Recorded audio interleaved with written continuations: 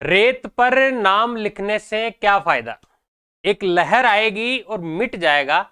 तुमने हमको पत्थर दिल कह तो दिया, पत्थरों पे लिखो यहां से नहीं मिटेगा। जय हिंद दोस्तों, मैं अंबालाल चौधरी स्वागत करता हूं आप सभी का अपने इस प्यारे से डिजिटल लर्निंग प्लेटफॉर्म पर। और देखो, एसएससी की वैकेंसी आई है, बहुत बड़ी वैकेंसी आई है, 26,146 पदों की। मैं आपको क्या बताने वाला हूं इस वीडियो में, वैकेंसीज भी आपको पता है, सिलेबस भी जनरली सभी लोगों को पता होगा कि इसका सिलेबस क्या है। मेरा जो मेन मोटिव है वो ये है कि पोस्ट प्रेफरेंस कौन कौन सी भरे, किस हिसाब से पोस्ट प्रेफरेंस भरे, ताकि आपको कम नंबर में भी एक अच्छी पोस्ट मिल जाए। और कई बार बच्चों ने पोस्ट प्रेफरेंस के चक्कर में ऐसी गलतियां कर दी एसएससी जीडी में कि जो नंबर उनके बहुत ज्यादा आए, लेकिन उन्होंने पोस्ट प्रेफरेंस ऐसी बढ़ दी कि जिसकी वजह से उनको ऐसी जगह जॉब करनी पड़ी जिसके लिए वो डिजर्व नहीं करते थे, वो अच्छी जॉब डिजर्व करते थे। तो कौन कौन सी ऐसी पोस्ट है जो आपको प्रायोरिटी पर लेनी है, पहली बार में भरनी है, क्या क्या फॉर्म में गलतियां नहीं करनी है, हम सिर्फ उस मुद्दों पर बात करेंगे। और आप देखना, मैंने आपको इसमें सैलरी भी बताई है, कौन सी जो कोर्स है उसमें रिस्क ज्यादा है, कौन सी नौकरी मौज की है, किसमें वर्दी चाहिए, किसमें वर्दी की जरूरत नहीं है, सारी चीजों पर हम लोग बात करेंगे। प्रमोशन प्रोसेस कैसा है इसका, सैलरी कहां कहां ज्यादा मिलती है, कहां कहां कम मिलती है, किस पोस्ट में सैलरी ज्यादा है, सारी बातों पर हम लोग चर्चा करेंगे। क्या आपकी एज होनी चाहिए, क्या एलिजिबिलिटी है, ये मोस्टली पता होगा। एक बार मोटा मोटा सा आइडिया इसका देख लेते हैं हम लोग फोरम का। फोरम में जो आया है कि भाई, सबसे पहले अगर ये बात करें इसके फॉर्म की, तो भाई इसके जो फॉर्म है वो 24/11 से स्टार्ट हो गए हैं और 31/12 तक चलेंगे। 24 जनवरी से स्टार्ट होके 31 दिसंबर तक ये फॉर्म चलने वाले हैं। और आपका जो एग्जाम होगा वो फरवरी मार्च में होगा, फरवरी मार्च में एग्जाम होगा। यानी कि अगर मोटे तौर पर देखा जाए, अभी नवंबर चल रहा है, तो आपके पास एक तो दिसंबर हो गया, एक जनवरी है और एक फरवरी है। यानी कि कुल मिलाकर 2 से 3 महीने आपके पास आराम से है अभी। ठीक है, जो पहले से तैयारी कर रहे होंगे या अब लग रहे हैं, सिलेबस बहुत ज्यादा मुश्किल नहीं है, अगर थोड़ी सी मेहनत की जाए तो इतने टाइम में आराम से कवर हो सकता है। ठीक है, और देखते हैं, हम उन बातों पर डिस्कस करेंगे जो आपके काम की हो। अब हम बात करते हैं कि साहब वैकेंसीज कितनी कितनी है इसमें। तो देखो, अगर हम बीएसएफ की बात करें तो बीएसएफ में 6,174 पोस्ट है। सबसे ज्यादा अगर पोस्ट की बात की जाए तो वो सीआईएसएफ की निकली है, और वो है आपकी 11,025, ये सीआईएसएफ में है सर। ठीक है, सीआईएसएफ के बाद में सीआरपीएफ जो है उसमें आपकी 3,337 पोस्ट है। और एसएसबी सशस्त्र सीमा बल, इसमें आपकी 635 पोस्ट है। और इसके बाद में आईटीबीपी 3,189 पोस्ट है। 1,490 पोस्ट जो है वो आपकी असम राइफल की है, और ये जो बाकी 296 बच गई ये आपकी एसएसएफ। ठीक है, अब देखो वैकेंसी पहले ये आइडिया लगा के चल रहे थे कि 40,000 के आसपास आएगी, लेकिन थोड़ी सी कम रह गई और ये 26,146 आई। वैसे मैं आपको बता दूं, आपकी तैयारी व्यर्थ नहीं जानी है, क्योंकि 2024 में एसएससी ने अपना जो कैलेंडर जारी किया है, 2024 के लास्ट में जो आएगी वो एसएससी 2025 के नाम से आएगी। अभी जो वैकेंसी आई है वो 2024 के नाम से आई है, यानी कि नेक्स्ट ईयर भी इसकी वैकेंसी आएगी। और इतनी आएगी कि इससे ज्यादा आएगी, ये बाद में देखा जाएगा। अभी कुछ अफवाहें चल रही थी, उन पर आपको ध्यान नहीं देना। अब ये सब कुछ क्लियर हो चुका है कि इतनी वैकेंसीज हैं। ठीक है,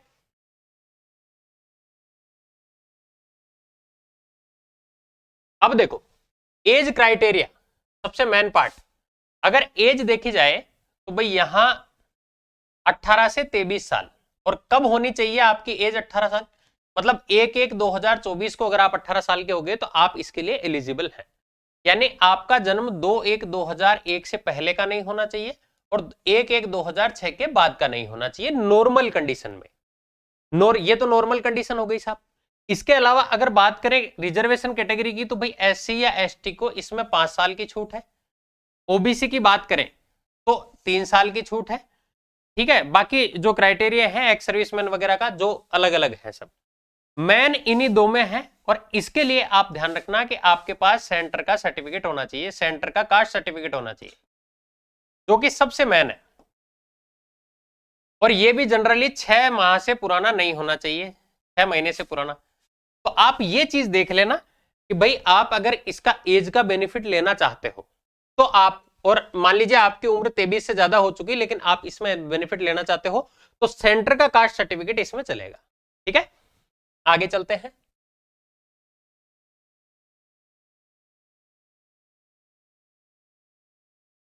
आगे अगर हम लोग देखें तो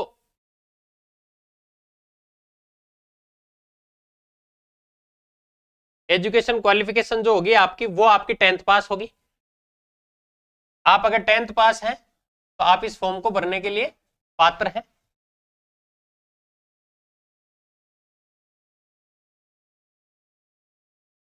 ये मेन बातें हैं जो आपको जाननी चाहिए। ये एक बहुत इंपॉर्टेंट फैक्टर है इसमें, एनसीसी। अगर आपके पास एनसीसी का सी सर्टिफिकेट है तो आपको 5% नंबर एक्स्ट्रा मिलेंगे, यानी कि आपका जो पेपर होगा वो होगा आपका 160 नंबर का, और 160 का 5% होता है 8 नंबर, यानी कि अगर आपके पास सी सर्टिफिकेट है तो आपको 8 नंबर बोनस के दिए जाएंगे। अगर आपके पास बी सर्टिफिकेट है तो आपको 3%, यानी कि 3% हो गया आपका 4.8 नंबर।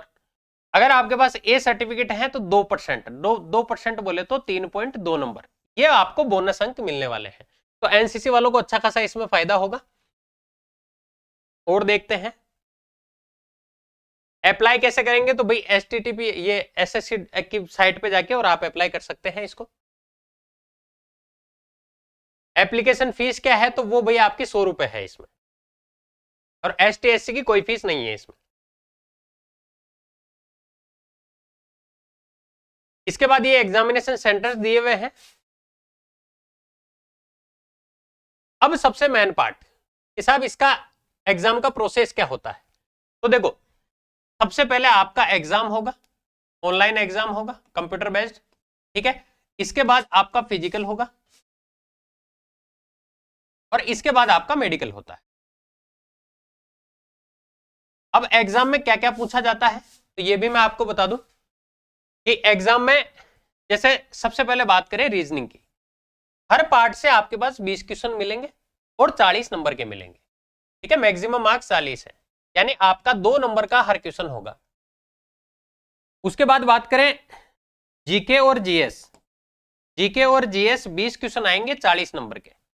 अगर मैथमेटिक्स की बात की जाए तो 20 क्वेश्चन आएंगे 40 नंबर के। अगर इंग्लिश या हिंदी, इसमें ज्यादातर बच्चे इसी वजह से इस फॉर्म को भरते हैं क्योंकि इसमें आप सेलेक्ट कर सकते हो कि आप पेपर में जो आपके 20 क्वेश्चन आएंगे वो आप इंग्लिश के चाहते हैं या आप हिंदी के चाहते हैं। तो ये 20 क्वेश्चन जो है वो आपके हिंदी या इंग्लिश दोनों में से किसी एक पार्ट के आएंगे, 40 नंबर का पेपर होगा ये। ठीक है, तो कुल मिलाकर अगर देखा जाए तो 40 40 80 160 नंबर हो गए।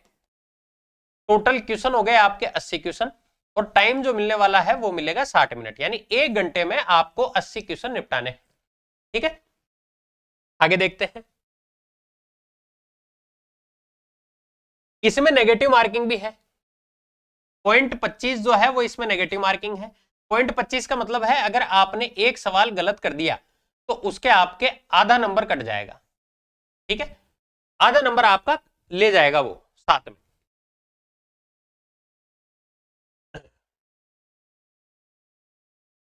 ये इसका सिलेबस है, ये मैंने एल क्लासेज का जो अपना टेलीग्राम चैनल है वहां भी डाल दिया है, आप एसएससी की साइट से भी डाउनलोड कर सकते हैं कि भाई जनरल इंटेलिजेंस और रीजनिंग में दोनों टाइप की रीजनिंग आएगी। आपको वर्बल भी मिलेगी, नॉन वर्बल भी मिलेगी, जिसमें वो डायग्राम वगैरह होते हैं उसको नॉन वर्बल कहते हैं। और ये जीके जीएस में सारा पार्ट आएगा, आप देख लेना इसको। प्रीवियस ईयर का कोई भी एक एग्जाम एक पेपर देख लेना आप, हमने भी डाले हुए हैं अपने चैनल पर भी आपको मिल जाएंगे। हिंदी इंग्लिश का ऐसा कोई सिलेबस इन्होंने फिक्स नहीं दिया, इन्होंने कहा है कि आपको बेसिक समझ होनी चाहिए और उसी पर आधार पर आपको जो है हिंदी और इंग्लिश का पेपर आएगा आपके। एलिमेंट्री मैथमेटिक्स की बात करें तो आपको केवल अर्थमेटिक पोर्शन आएगा, आपको जो एडवांस मैथ है उसका पोर्शन नहीं पूछा जाएगा। एडवांस मैथ में ओनली एक मेंसुरेशन है जिसके फॉर्मूलाज हैं बस। ठीक है, जिसके केवल फॉर्मूले हैं, इसके अलावा आपको अर्थमेटिक है, जैसे अनुपात समानुपात हो गया, आयु हो गई, टाइम एंड वर्क हो गया, ट्रेन हो गई, ये सब चीजें। ठीक है, औसत हो गया। अब फिजिकल स्टैंडर्ड की बात करें कि साहब फिजिकल में क्या क्या होगा, तो फिजिकल देखो, लड़कों के लिए 5 किलोमीटर की दौड़ है 24 मिनट में। और लड़कियों के लिए 1.6 किलोमीटर है 8.5 मिनट में।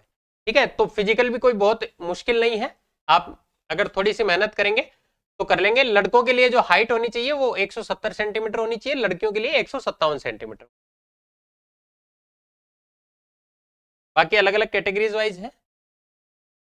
चेस्ट जो है वो 80 सेंटीमीटर होना चाहिए, वो फुलाने के बाद जो है वो 85 सेंटीमीटर होना चाहिए। इसके बाद मेडिकल एग्जामिनेशन होगा, वो बात की बातें हैं, बहुत बात की बात है वो तो।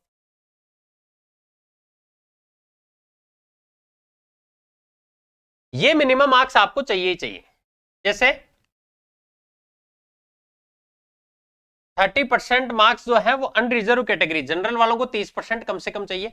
इस पे सिलेक्शन नहीं होगा, लेकिन इतने तो आपको चाहिए ही चाहिए। अगर बात करें ओबीसी की और ईडब्ल्यूएस की तो 25%, और अदर जो भी कैटेगरीज हैं उनको कम से कम 20% नंबर लाने जरूरी है। यानी कि अगर आप जनरल कैटेगरी से हो तो 16 या 48 नंबर आपको लाने जरूरी है। यहां से अगर आप बिलोंग करते हो तो 16 दूने 32 और 8 40 नंबर लाने जरूरी है, और इधर 16 दूने 32 नंबर। ये इतने नंबर तो आपको कम से कम आने ही आने चाहिए। इस पे सिलेक्शन नहीं होगा, लेकिन इतने मिनिमम क्राइटेरिया है कि इतना तो आना ही आना चाहिए। एनसीसी की हम लोग बात कर चुके, जो जो इसके सर्टिफिकेट थे जिन पर जो अपने को बेनिफिट मिलना था। अब एक इसमें वेरी वेरी इंपॉर्टेंट जो पार्ट है वो ये वाला है, वेरी वेरी इंपॉर्टेंट है ये, कि यहां आपको पोस्ट प्रेफरेंस भरनी है। अब जिन बच्चों को नॉलेज नहीं है वो क्या करते हैं, ऐसे ही भर देते हैं ABCDEF और H, ठीक है, ऐसे भर देते हैं। जबकि अब मान लीजिए अगर उस बच्चे के बहुत अच्छे नंबर आए तो उसको मिलेगा BSF, जबकि BSF में बेनिफिट कितना है कितना नहीं है, कितनी रिस्क है, ये हम आगे बात करेंगे। अभी एक एक वैकेंसी का मैं बताऊंगा कि किसकी कैसी नौकरी है, कितनी मजे हैं नौकरी में, कितनी रिस्क है, सारी बातों पर मैं चर्चा करूंगा। उसके बाद आप इसको भरना। पूरी लाइफ जो आपकी टिकी हुई है वो इस पार्ट पर टिकी हुई है, ठीक है। तो इस पर इसको आप पूरा देखना वीडियो को, बहुत अच्छी अच्छी जानकारियां आपको मिलने वाली है।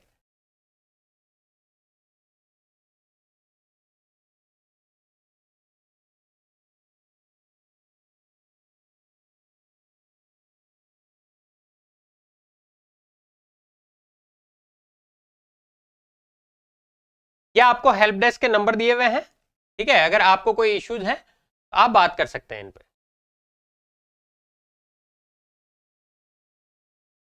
अब फॉर्म का प्रोसीजर क्या है वो भी मैं बता देता हूं। ये इसकी साइट है, यहां जाकर आप फॉर्म फिल करेंगे, ई मित्र वालों को बोलेंगे वो भर देंगे अपने आप। डिटेल्स आप सही सही बताना, ठीक है। अब ये फॉर्म की बात आ गई कि आपके पास आधार कार्ड नंबर है साहब, वेरीफाई करना है उसको। आपके पास आईडी टाइप क्या है, आपका नाम पते एकदम सही सही आपको भरने हैं। इसके बाद अगर यहां जो मेन चीज है जहां आप गलती कर सकते हो, देखो बाकी चीजें तो क्या है कि आप सब मार्कशीट वगैरह में देखकर भर देंगे। रोल नंबर वगैरह एकदम एक्यूरेट भरना आप, ताकि डॉक्यूमेंट वेरिफिकेशन के टाइम पे अपने को प्रॉब्लम नहीं आए। इसने जो इंस्ट्रक्शन दिए हुए हैं जिन पर अपने को विशेष ध्यान देना है,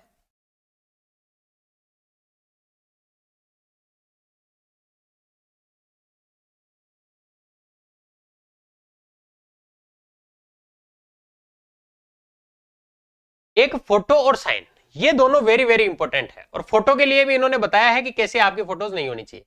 आपकी जो फोटो चलने वाली है वो सिर्फ और सिर्फ ये वाली इस फॉर्मेट में जो है, जो एकदम इस बॉक्स में एकदम फिट हो रही हो, सिर्फ ये फोटो चलेगी। इसके अलावा ये फोटोज नहीं चलेगी। जैसे मान लीजिए ये धुंधली फोटो है, ये आप देख रहे हो, ये इसी बंदे की फोटो है, ये इसी बंदे की फोटो है और यही अपने को दिखा हुआ है। देखो जैसे इसमें एक्स्ट्रा कलर है, ये एकदम पास से ली गई है, ये कैप या उसके साथ में ली गई है, टोपी के साथ में जो। इसके बाद में ये आपको एकदम धुंधली सी दिख रही है, ये ब्लर फोटो है, ये बहुत ज्यादा डार्क है, ये चश्मे के साथ में है, ये एकदम उल्टी है। तो ऐसी फोटोज आपकी नहीं चलेगी। जैसे मान लो ये बहुत छोटी है, ऐसी फोटोज नहीं चलेगी। तो ये फोटो का आप विशेष ध्यान रखना।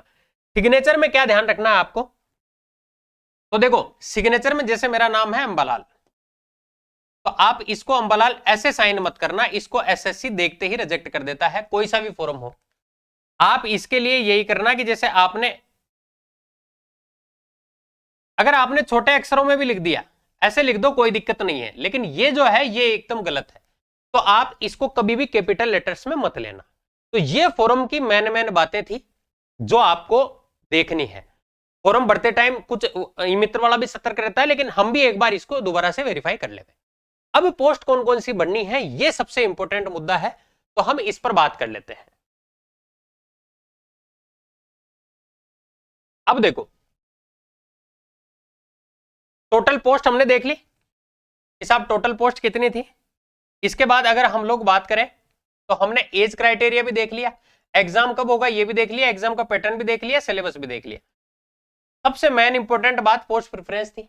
अच्छा, सैलरी की अगर बात करें तो देखो, सैलरी इसमें 35,000 से स्टार्ट होती है और ये 50-55,000 तक भी पहुंच जाती है। ट्रेनिंग पीरियड में आपकी ये सैलरी रहती है। इसके बाद उन्हीं जो आपके साथ में लगे हैं उनकी कुछ की सैलरी 50-55 तक भी पहुंच जाएगी। वो क्यों पहुंचेगी इस पर भी हम बात करेंगे, ठीक है। ड्यूटी कहां रहेगी इसके बारे में हम बात करते हैं। ट्रांसफर, आपको कितना ट्रांसफर, कहां से आप, जैसे मान लीजिए आपको असम राइफल्स में लगा दिया, वहां से आपका आपके होम डिस्ट्रिक्ट में या ट्रांसफर होगा या नहीं होगा। इसके अलावा छुट्टियां कितनी मिलती है, रिस्क किस में ज्यादा है। तो शुरुआत करते हैं हम लोग। सबसे पहले एसएसएफ, एसएसएफ जो आपको दिख रही है, सेक्रेटरीट सिक्योरिटी फोर्स। सेक्रेटरीट का मतलब होता है सचिवालय, और सचिवालय जहां सारे मंत्री और अफसर बैठते हैं, मंत्री और ऑफिसर जहां बैठते हैं उसको कहते हैं सचिवालय। अब अगर ये सेंटर की जॉब है तो ऑब्वियसली बात है भाई ये लोग दिल्ली में ही बैठेंगे। तो आप ध्यान रखना, ये जो जॉब है, ये वाली जो जॉब है, इसकी परमानेंट पोस्टिंग आपकी जो रहने वाली है वो परमानेंट पोस्टिंग आपकी दिल्ली में ही रहने वाली है। यानी कि आप दिल्ली से बाहर कहीं नहीं जाएंगे। बहुत शानदार नौकरी है, लेकिन इसमें यह भी है कि इसकी मेरिट जो है वो ऑल इंडिया जाएगी। वैकेंसीज भी इसकी कम है, तो इसकी सबसे ज्यादा मेरिट जो जाती है वो इसकी जाती है। अब छुट्टियां कितनी मिलती है साहब, तो देखो 60 तो मिलती है ईएल, ईएल मतलब अर्नड लीव, उपार्जित अवकाश, और 15 मिलती है सीएल। सीएल बोले तो कैजुअल लीव, जिसको आप कभी भी ले सकते हो, आकस्मिक अवकाश जिसको कहेंगे, ठीक है। इसमें रिस्क कोई नहीं है, बिल्कुल नो रिस्क जोन है ये। और सबसे मेन बात कि सैटरडे संडे ऑफ है। एक बात तो जनरल ड्यूटीज में भी, जीडी की नौकरी में अगर आपको सैटरडे संडे ऑफ मिल जाए तो फिर तो सबसे बेस्ट है ना। और 12 आवर्स, वैसे तो इसकी ड्यूटी जो है वो ड्यूटी आवर्स 8 घंटे है, लेकिन अगर आप 12 घंटे काम करते हो, 15 दिन तक अगर आपने कंटिन्यू काम कर लिया तो आपको 15 दिन की लीव मिल जाएगी। तो इसमें लीव वगैरह का आप फैमिली को साथ में रखें, परमानेंट दिल्ली रहेंगे, ट्रांसफर का कोई चांसेस नहीं है बड़े बड़े ऑफिसेज में, और बहुत अच्छी जॉब है, बहुत शानदार नौकरी है, ठीक है। प्रमोशन के क्या चांसेस रहते हैं तो वो भी मैं आपको बता देता हूं कि आप जैसे सबसे पहले जो लगोगे, सबसे पहले आप काउंट होंगे कांस्टेबल, आप बन गए साहब कांस्टेबल। कांस्टेबल से आपका अगला जो नंबर आएगा वो आएगा हेड कांस्टेबल में। हेड कांस्टेबल से आप इसके बाद बनोगे एएसआई, इसके बाद एसआई, सब इंस्पेक्टर, और इसके बाद में सबसे लास्ट में इंस्पेक्टर। तो ये आपका प्रमोशन के चांसेस हैं, और इसमें अच्छे खासे हैं चांसेस। ये आपका एक प्रमोशन का क्राइटेरिया रहेगा। इसके बाद दूसरे नंबर पर हमने किसको चुना है तो वो है सीआईएसएफ। जैसा कि नाम में आपको दिख रहा है, central industrial security force. Industrial यानी कि जो भी आपकी औद्योगिक इकाइयां हैं, आपके पास में भी रिको होगा, रिको में जिनकी नौकरियां लगती है, इंडस्ट्रियल सिक्योरिटी यानी इंडस्ट्री जो है उनकी सिक्योरिटी के लिए जो फोर्सेस लगती है वो है आपकी सीआईएसएफ। आपको पोस्टिंग कहां मिलेगी तो भाई पोस्टिंग ऑल ओवर इंडिया मिल जाएगी आपको, लेकिन आपकी मेन जो जगह होगी जहां बड़ी सिटीज में, जहां जैसे मेट्रो हो गया, एयरपोर्ट पे हो गई, कोई कंपनियां हो गई, और सबसे मेन जो है वो है इंडस्ट्रियल एरिया, यहां आपकी पोस्टिंग रहेगी। इसके बाद में लीव की बात करें तो इसमें छुट्टियां कम हैं, इसमें आपको केवल 7 तो सीएल मिलेगी, वहां आपको 15 मिल रही थी, यहां आपको केवल 7 मिलेगी, और 30 ही अर्न लीव मिलेगी। यहां पर आपको उपार्जित अवकाश जो मिलने वाले हैं वो यहाँ 30 मिलने वाले हैं। रिस्क कुछ भी नहीं है, एकदम जीरो है रिस्क। हाँ, आपकी ड्यूटी जो है वो एकदम अलर्ट मोड वाली रहेगी, एकदम अलर्ट मोड पे 8 घंटे की नौकरी रहेगी, लेकिन आप हमेशा भाई रिको वगैरह में होंगे तो वहां आपको कैमराज वगैरह फेस करने होंगे, तो एकदम कैमरे के सामने एकदम अलर्ट मोड पे 8 घंटे की आपकी ड्यूटी रहने वाली है इसमें, ठीक है। लेकिन इसमें एक खास बात है कि यहां जो आपको पेमेंट मिलेगा वो पेमेंट मिलेगा 13 महीने का, आपको पेमेंट यहां 12 महीने का नहीं मिलेगा। जब अगर आपको छुट्टियां कम हैं तो फिर इसके साथ में ये जो 30 अर्नड लीव है वो यहां ऐड होकर आपको 13 महीने का पेमेंट मिलेगा, ठीक है। आगे चलते हैं। इसके बाद अगर हम लोग बात करें एसएसबी की, एसएसबी है सशस्त्र सीमा बल। अब इनकी पोस्टिंग कहां रहती है? तो भाई इनकी जो पोस्टिंग रहेगी वो रहेगी नेपाल भूटान बॉर्डर पे। बहुत शांत एरिया है, बहुत ज्यादा, मतलब यहां कुछ भी ऐसे चेक वेक करने की जरूरत नहीं है। नेपाल और भूटान बॉर्डर पे आप जा सकते हो, आ सकते हो, एकदम शांतिप्रिय माहौल है। लीव जो मिलेगी वो 60 ईएल मिलेगी और 15 आपको सीएल मिलने वाली है। रिस्क इसमें कोई नहीं है, लेकिन इसमें एक अगर पैसे की बात की जाए तो पैसा बहुत अच्छा खासा है इसमें। अलाउंस जो है वो आपको अच्छे खासे मिलेंगे 17,300 से लेके और 23,300 तक, मतलब इससे कम भी है। भाई इसमें दो जगह होती है, एक तो प्लेन एरिया जो है वो, और एक आपका जो पहाड़ी एरिया है वो। इन दोनों में अलाउंस देखा जाता है, और सबसे ज्यादा जो अलाउंस होता है वो होता है पहाड़ी क्षेत्र का। तो पहाड़ी क्षेत्र में 23,300 रुपए तक के भी अलाउंसेज हैं। तो अगर मान लीजिए आपको 35,000 शुरू में मिल रहे हैं, 20,000 ये हो गए, तो एक तरीके से 55-56,000 के आसपास सैलरी पहुंच जाती है। तो ये सबकी नहीं होती, कुछ पहाड़ी क्षेत्रों में जहां जिनकी ड्यूटीज लगती है तो वहां इनको ये सैलरी मिलती है, तो अच्छी खासी सैलरी मिलती है। रही बात फैमिली की, तो जनरली सभी में फैमिली को रखा जाता है, आदमी रिस्क देख के और फैमिली रख सकता है, वैसे इसमें कोई रिस्क नहीं है। इसके बाद बात करें सीआरपीएफ की, सेंट्रल रिजर्व पुलिस फोर्स। अब ये थोड़ी सी एक रिस्की नौकरी है। रिस्की नौकरी इसलिए है क्योंकि जैसे कि इसका नाम ही है सेंट्रल रिजर्व पुलिस फोर्स, यानी कि जहां कहीं लड़ाई दंगे हो गए, जैसे इलेक्शन वगैरह हो गए, तो वहां जो ड्यूटीज लगाई जाती है वो रिजर्व पुलिस है। ये मतलब इनका काम यही है कि जहां कहीं देश में किसी भी कोने में अगर कुछ गड़बड़ हो रही है तो सीआरपीएफ जो है उसको भेज दिया जाता है। आपकी पोस्टिंग कहां रहेगी? तो ऑल ओवर इंडिया रहेगी, लेकिन मेन जो रहती है वो नक्सल वाला जो क्षेत्र है, ये झारखंड छत्तीसगढ़ वाला, वहां रहती है। 60 आपको ईएल मिलने वाली है इसमें, और 15 आपको सीएल मिलने वाली है।